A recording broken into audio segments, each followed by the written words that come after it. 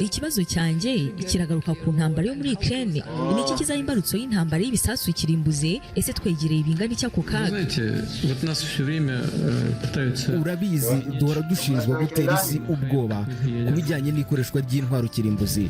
Leta Zunze Ubumwe za Amerika n'iki gihugu cya mbere mu isi cyakoresheje intwaro kirimbuzi mu ntambara ya kabiri y'isi Hiroshima na Nagasaki. Gusa icyo gihe zari zifite uburemere bwa kilotoni 20. Ubu rero twe dufite intoya cyane zigezweho zipima kilotoni hagati ya 70 na 75. Izo ni ntoya. Rimwe na rimwe abo mu burengerazuba bw'isi mujya mutekereza ko Uburusiya butazigera na rimwe buzikoresha. Dufite umurongo w'ikoreshwa ryazo twagennye. Soma urebe neza icyo uvuga. Nihagira uwo ari we wese uhirahira kuvogera cyangwa se guhungabanya ubusugire n'ubudahangarwa bw'Uburusiya, duteganya gukoresha imbaraga zose dufite twirwanaho. Ibi rero ntimukwiye kubifata nk'imikino, mu byumve kandi mubyiteho. Reka twubike amacupa twegura inyandiko. Mu minsi yashize isi yose yasaga n'irimo kujya impaka ku iterana amagambo ryari ririmo kuba hagati y'abategetsi ba Leta Zunze Ubumwe za Amerika n'abo Burusiya. Umunyamabanga wa Leta Zunze Ubumwe za Amerika ushinzwe ububanyi n'amahanga Bwana Marco Rubio yatangaje ko igisirikare cy'Uburusiya atari cyo kugereranya n'icya Leta Zunze Ubumwe za Amerika. Yavuze ko ubushobozi bw'igisirikare cya Amerika ari ntagereranwa. Marco Rubio just delivered a blunt assessment of Russia's military capabilities against the United States. This comes as President Trump deploys 2 nuclear submarines near Russian waters after threats from former Russian President Dmitry Medvedev. Ibi yabitangaje nanone nyuma y'uko President Trump yari amaze iminsi yohereje ibisasu bibiri bya nucleaire hafi y'Uburusiya ngo kubera amagambo y'ubushotoranyi uwahoze ari Perezida w'Uburusiya Dmitry Medvedev yaraherutse gutangaza. Marco Rubio yashimangiye ko igisirikare cy'Uburusiya kidashobora gutsinda icya Leta Zunze Ubumwe za Amerika uko byagenda kose, yewe nguretse na Amerika nk'uni cyashobora na byinshi mu bihugu by'Iburayi. Secretary of State Rubio declared there's no doubt Russia couldn't beat the US or many European countries in conventional warfare. Uwo mugabo yavugaga atyo mu gihe Uburusiya nabwo bwakunze kuvuga bwikomanga mu gatuza kiyo bigeze ku kurwana ntawe uburusha ubushobozi kuri uyu mubumbe.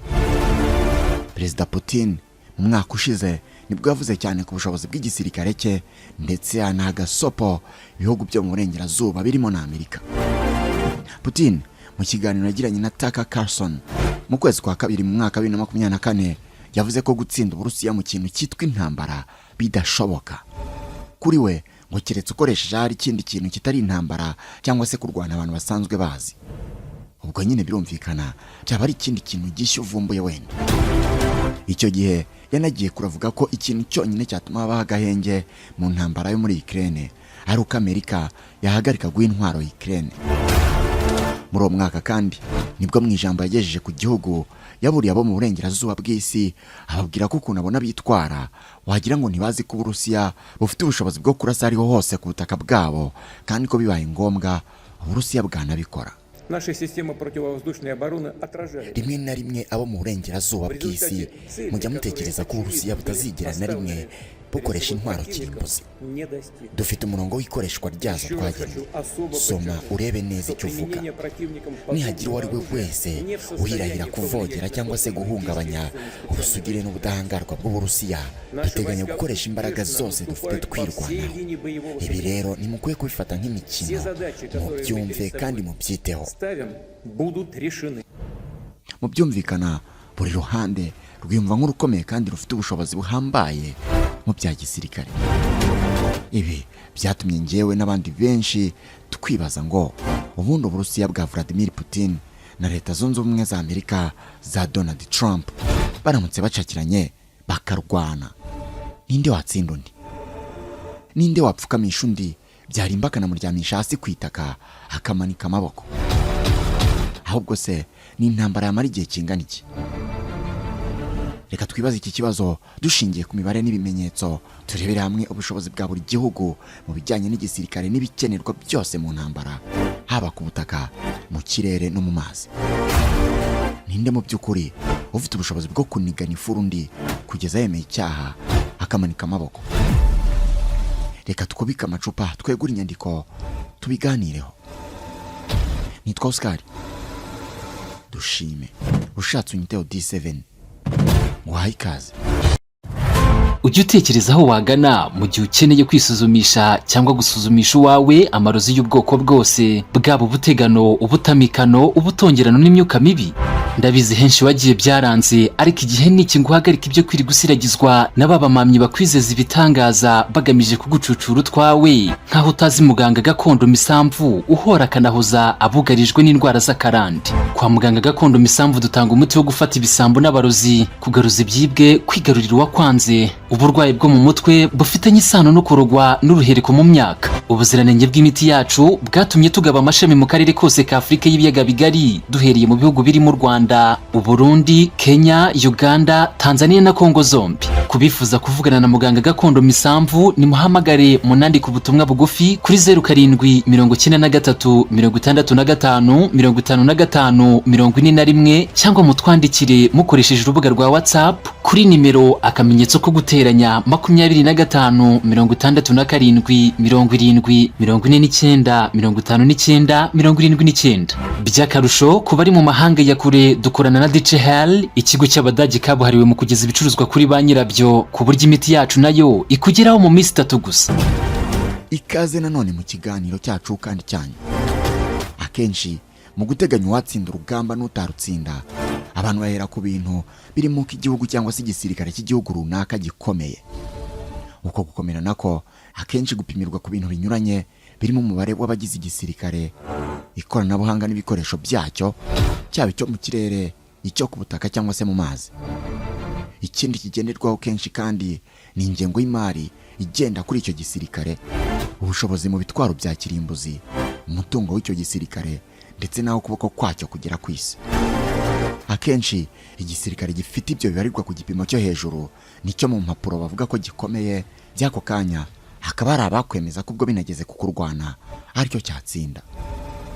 Igihari ni kimwe, intambara ni ikintu kigari kandi ibi ntibihagije ngo kanaka atsinda urugamba bitewe n'impamvu turi bugarukeho. Reka duhere kwiteganya ry'ukuntu urugamba rwa Leta Zunze Ubumwe za Amerika n'Uburusiya rwagenda, duhereye ku bushobozi bw'ibintu bifatika ndetse n'amakuru ari hanze.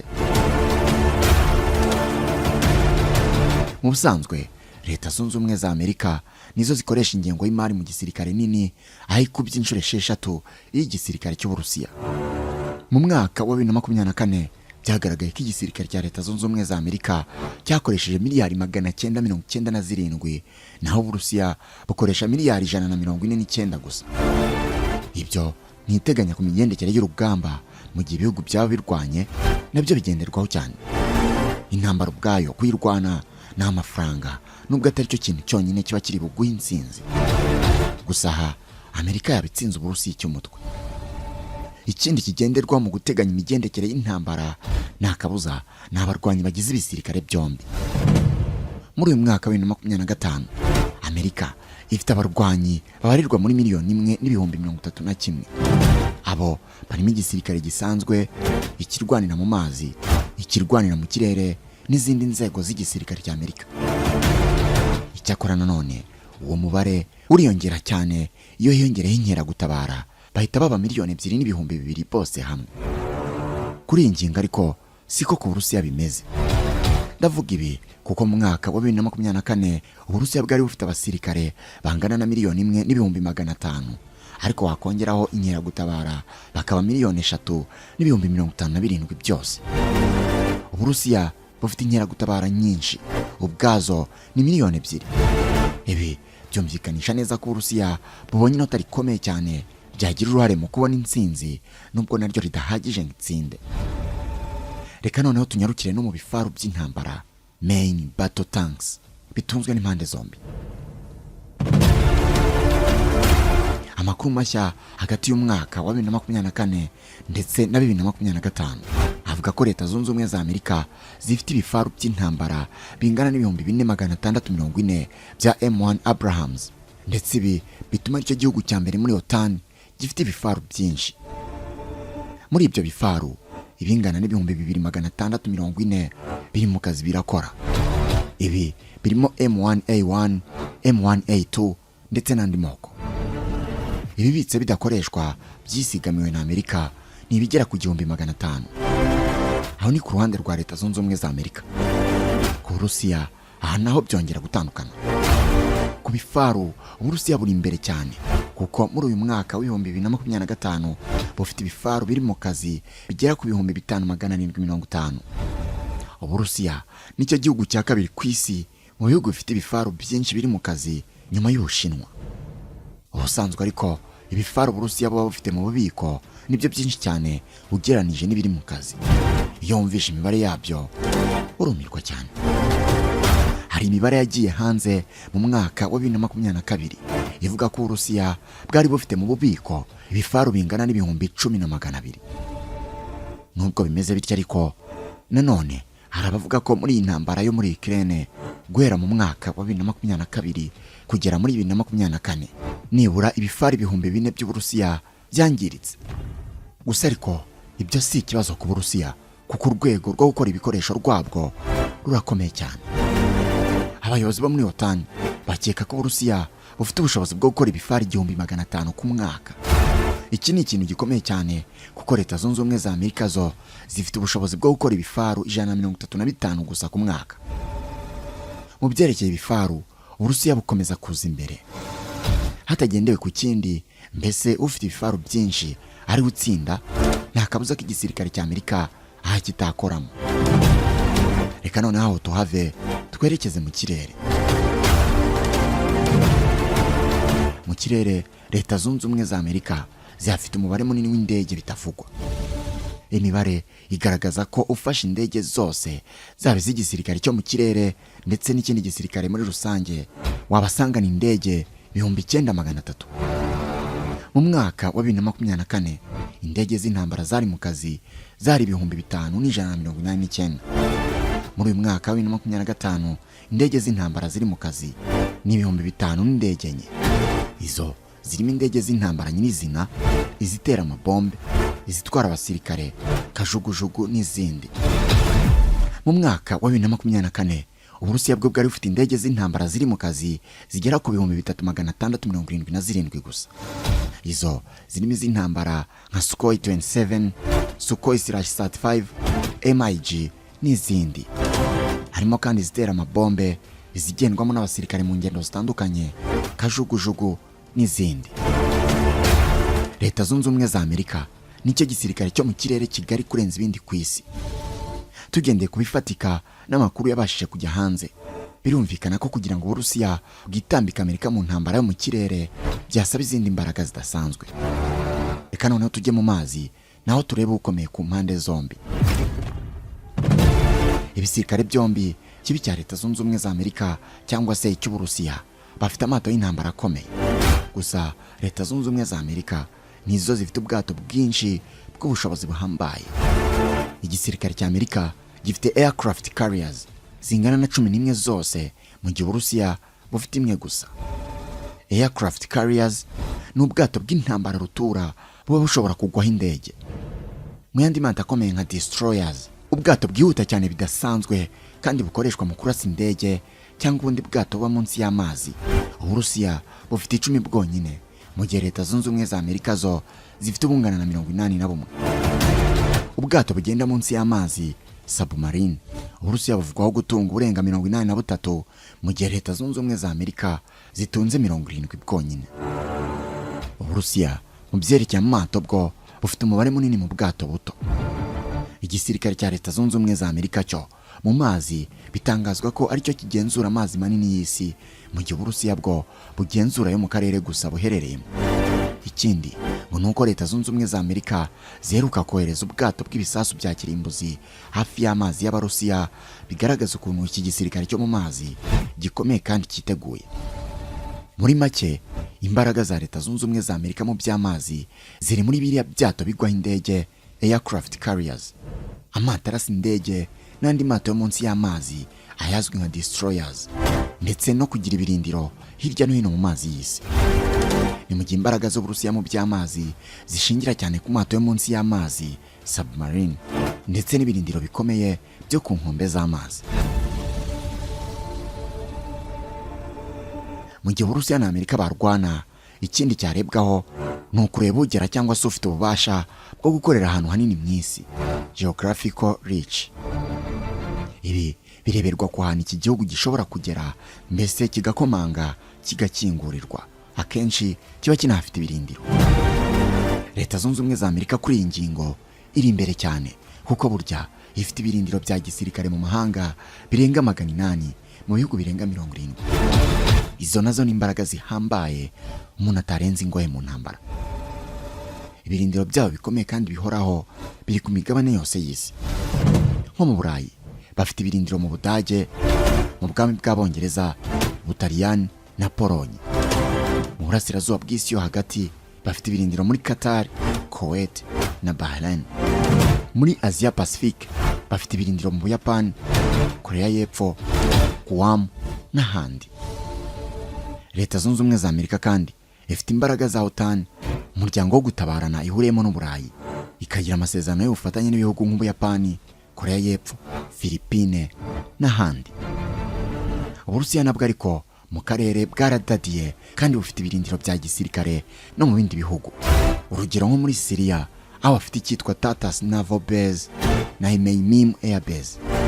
Bafite kandi ibirindiro muri Armenia, Belarus, Kazakhstan, Kyrgyzstan na Tajikistan.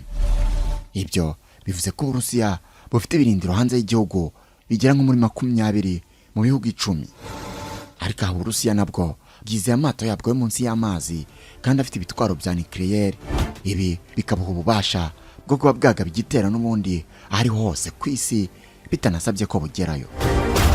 Uburusiya bufite imbaraga cyane mu burasirazuba bw'Uburayi, Aziya yo hagati n'ahandi hafi aho. Ibi bituma ibasha kuba yarwana byoroshye nk'intambara zo muri Ukraine cyangwa se Syria.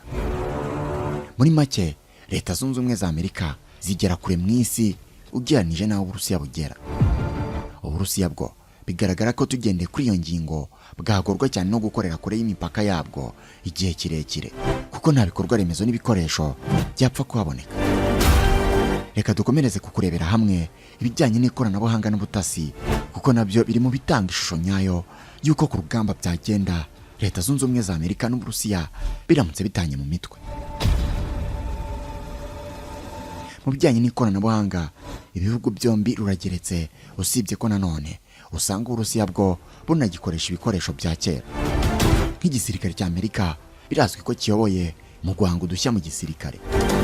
Kuba bakoresha ingengo y'imari nyinshi kuriya bituma bagira n'ikoranabuhanga rikomeye kandi riteye imbere cyane. Urugero, Amerika ubu wisanga indege z'intambara zo muri generasiyo ya 5 nka F-22 Raptor na F-25 Lightning II. Bafite misile zitandukanye n'ikoranabuhanga rihambaye rya mudasobwa ribafasha kugaba ibitero. Mu butasi, Abanyamerika bafite ibigo by'ubutasi 17 byose biyobowe na CIA, NSA na DIA, biherekezwa n'ibyogajuru bya gisirikare birenga 100 hirya no hino ku isi, ndetse n'ibindi bintu byinshi bibaha amakuru. Uburusiya nabwo ni umunyembaraga nyinshi mu ikoranabuhanga, ariko ngo buracyakoresha uburyo bumwe na bumwe butagezweho. Uburusiya bufite ikoranabuhanga ririnda ikirere rya S-400/S-500 Air Defense System, riri mu yakomeye ku isi.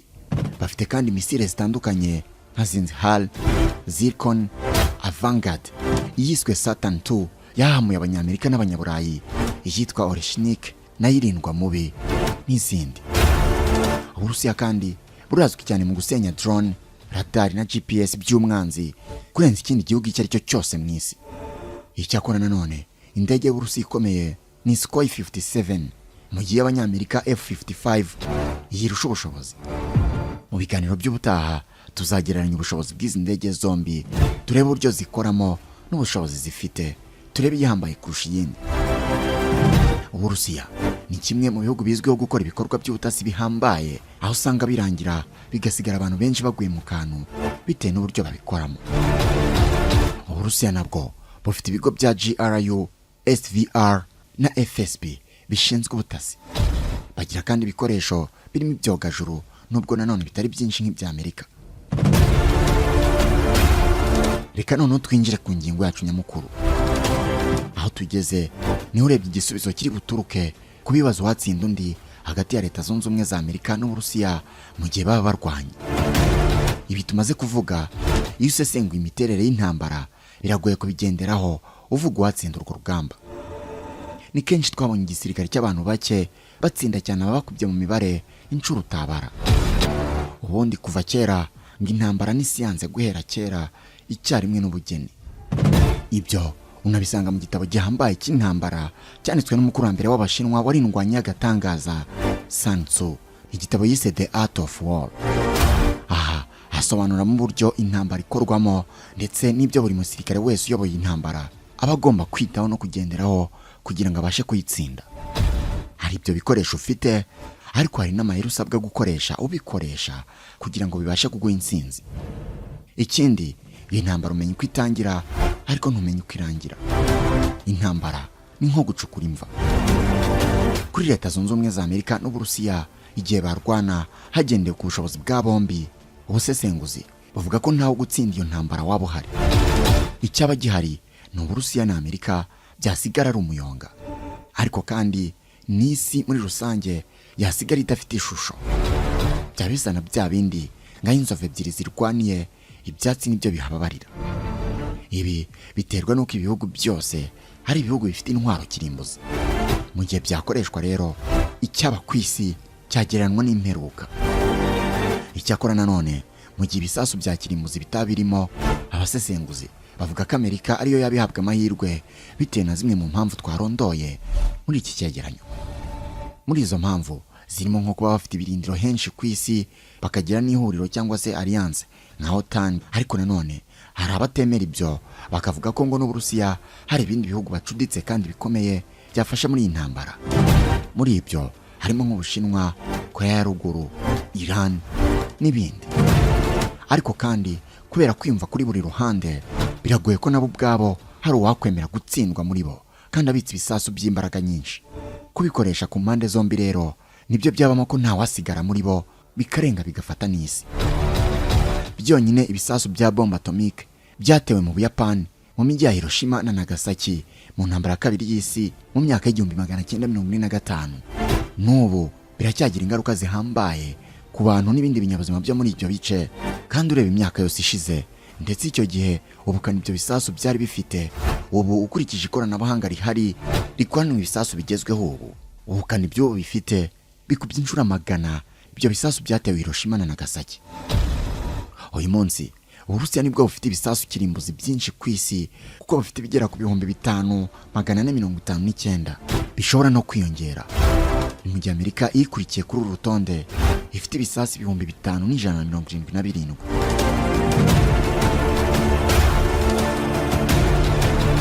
Ngayo ngubwo ubushobozi bw'ibisirikare byombi, ndavuga icya Leta Zunze Ubumwe za Amerika ndetse n'icy'Uburusiya. Nitwa Oscar Dushime, ushatse unyiteho D7. Naho utaha, Imana ibarinde. Ese nawe wajya guzongwa n'ikibazo kibura n'ihenda ry'ibicanwa? Umva, rekeraho guhangayika, kuko hamwe na Quick Cooking ibyo byabaye amateka. Muri Quick Cooking tugukorera amashyiga meza kandi agezweho, ubwiza bwayo bw'inyuma bukajyana no gukora neza kwayo. Muri Quick Cooking nitwe twenyine tugukorera amashyiga y'ubwoko bwose, yaba yimukanwa ndetse n'ayubakiye ahantu hamwe. Iby'ingano y'umuriro wayo ntubigireho ikibazo, kuko ushobora kuwugabanya cyangwa ukawongera bitewe n'ibyo utetse. Umva gashya rero, aya mashyiga ushobora kuyakoreshamo amakara, inshenga cyangwa ukaba wakoresha inkwi.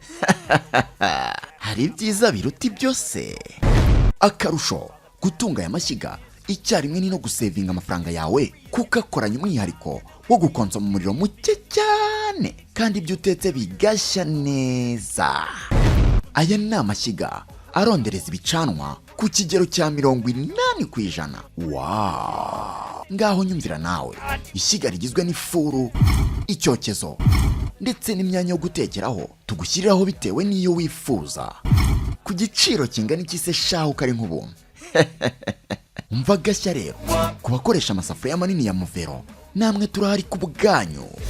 Ntuzuyaze kuduhamagara, kuko haba iwawe mu rugo cyangwa aho ukorera, umurabyo uratinda tukugeraho mu kanya nk'ako guhumbya. Ndetse by'umwihariko banyamahoteli n'amaresitora, utubari n'abandi mwese mutanga serivisi zo guteka no kotsa, nimutugane kuko dufite amashyiga mukeneye. Kubifuza kwiga uyu mwuga namwe ni karibu, amarembo yacu arafunguye. Ngwino tukwigisha gukora aya mashyiga, kuyubaka ndetse na sudire. Tugana aho dukorera i Kanombe mu Busanza, i Rwamagana cyangwa Kimironko muri gare. Utubwire ishyiga wifuza, turi gukorere mu kanya nk'ako guhumbya.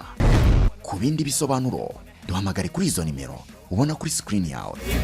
Quick Cooking, wow, kugufasha gucana neza kandi ku giciro gito, niyo mirimo twerejwe gukora.